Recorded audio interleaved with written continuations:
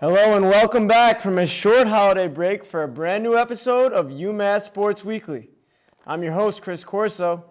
We're going to start off with a former Massachusetts head basketball coach, and that's John Calipari. He's been elected to the Naismith Memorial Basketball Hall of Fame in the class of 2015. This was announced on Monday, and Calipari coached right here in Amherst for 8 seasons from 1988 to 1996.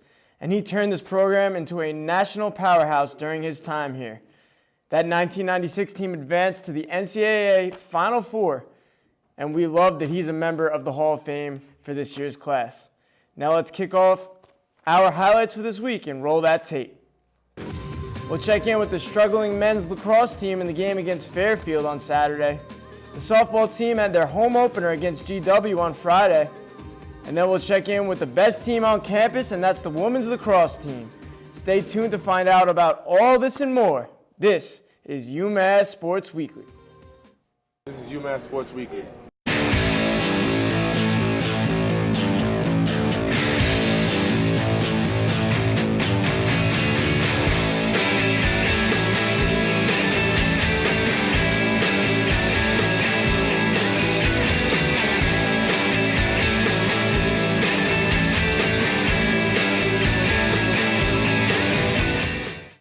The men's lacrosse team took a 3-6 record into the game against Fairfield on Saturday.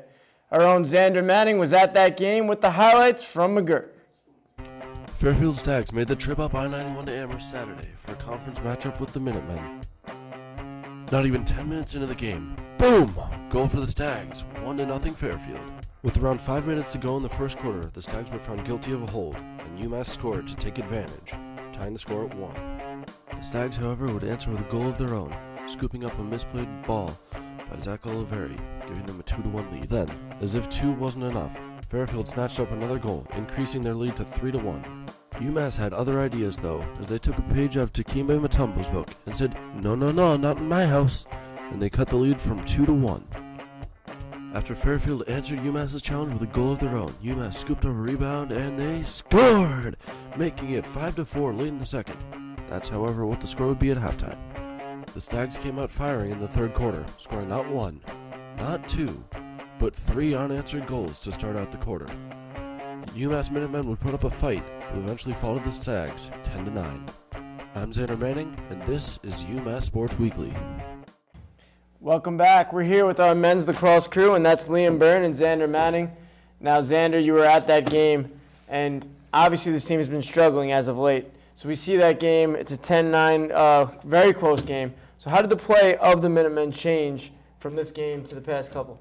Well, the last few games they've been struggling a little bit. Obviously, they had that 3-game winning streak, Chris, going a few weeks ago. But then they lost to Towson, a 6-3. But there wasn't really much of a fight in that game. But really what I liked in this game is they really put up a fight. And it was shown in the third quarter. We'll get to that later. But they scored 5 goals in that third quarter. And that was a huge quarter for the Minutemen.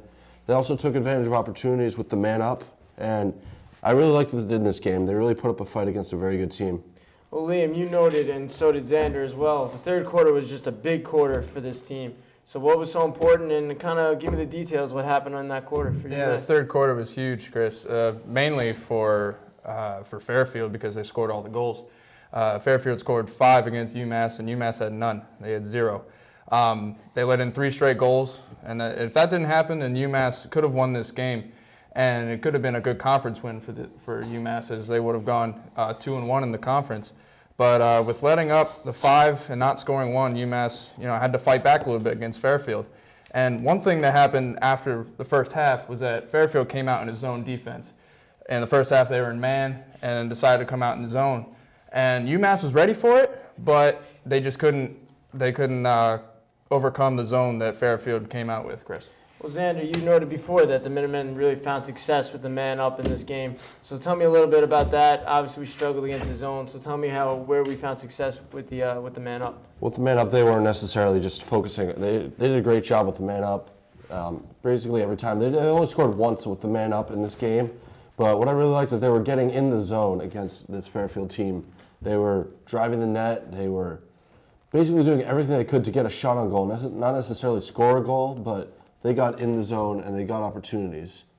Well, Liam, you noted a stat category that UMass actually leads in the conference. So obviously the record doesn't reflect what's going on with that stat, but tell me a little bit about that stat and tell me if the team kind of has shown some potential with that stat and if we got a positive to look forward to in the future. Yeah, I mean, it's actually 4 stats that they lead in. 4 Chris. stats? Yeah, in Wow. the CAA, they lead 4. And their record's 3-7 this season. And if you look at this graphic here, for assists that we have, UMass leads the CAA with 70, and they've played 10 games this season, so that's 7 per game.